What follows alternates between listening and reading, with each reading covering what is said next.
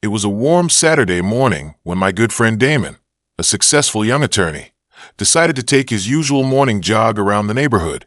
Damon had lived in the area for several years, just like many of us. We both enjoyed the tranquility of suburban life, the calm, tree-lined streets, and the occasional friendly wave from a neighbor.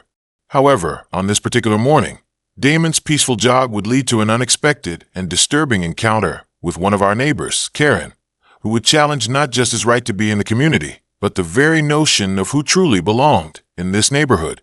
Damon wasn't just any ordinary jogger. He was a black man, and while that might seem irrelevant to most, it would soon become clear that his presence alone would cause some people, like Karen, to question his right to be in the neighborhood.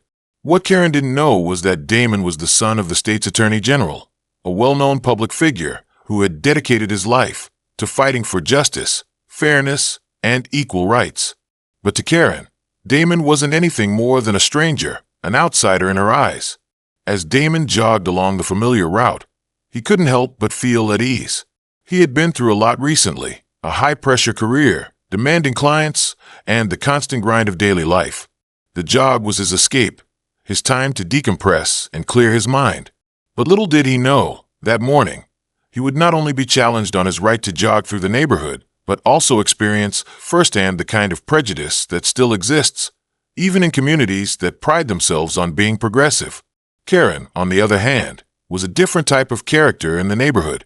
She was one of those people who thought she had a responsibility to keep the area in line with a set of unwritten, often subjective rules.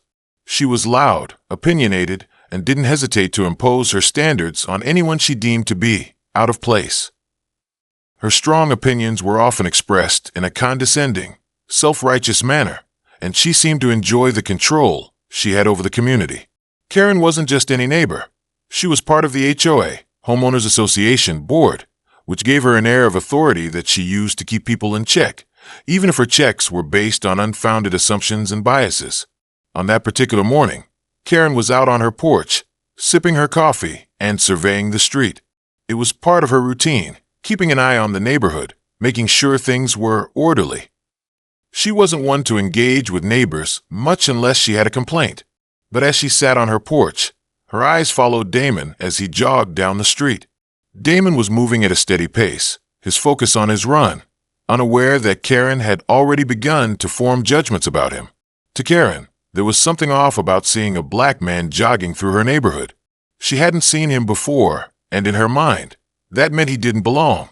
She thought to herself that no one in her circle, no one respectable in her neighborhood, would ever engage in such behavior. She immediately assumed the worst, that Damon was there with ill intentions, that he didn't have the right to be in this exclusive neighborhood, and that his presence was an intrusion on her idea of what the area should be. Her mind began to race as she watched him jog past her house. She didn't see him as a neighbor, or even a person, for that matter. All she saw was a figure who didn't fit the mold she had created in her head for what a proper person in this community should look like. It didn't matter that Damon had lived here for years, or that he was a successful professional. He was a stranger to her, and in her eyes, that meant he had no place here. So, Karen decided to confront him. She got up from her porch, storming down the steps with an air of urgency. Damon, in the middle of his jog, had his headphones in, focused on his pace and his thoughts. He hadn't noticed Karen approaching, but when he turned to take a breath and glance around, he saw her walking briskly toward him, her face set in a scowl. "Excuse me." "Stop right there," she shouted, her voice sharp and demanding. Damon, startled by her sudden appearance and loud voice, slowed to a stop. He removed his headphones, unsure of what was going on. He had never had a confrontation like this before, certainly not in the neighborhood he had lived in for years. "Yes," Damon asked politely, trying to make sense of the situation. "Can I help you?" Karen didn't mince words. "What do you think you're doing here?" she demanded. "This is a private neighborhood, and I don't recognize you. I don't know what you're up to, but this is unacceptable." Damon stood still, trying to process her words. "I'm just jogging," he said calmly, hoping to diffuse whatever tension was brewing. "I live here. I've been living here for years." But Karen wasn't having it. She stepped closer to him, looking him up and down, as if trying to scrutinize him for something that didn't exist. "No, you don't," she said, her voice dripping with judgment. "I've been here for years, and I've never seen you around before. You don't belong here. I'm going to call the cops if you don't leave now." Damon, trying to keep his cool, took a step back. "I don't know what you're talking about.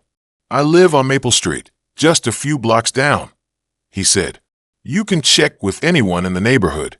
I'm just out for my morning jog. That's all." But Karen wasn't listening to reason. Her mind was already made up, and her actions would soon prove just how out of touch she was with reality. "Don't lie to me," Karen snapped. "I'm not going to let you get away with this.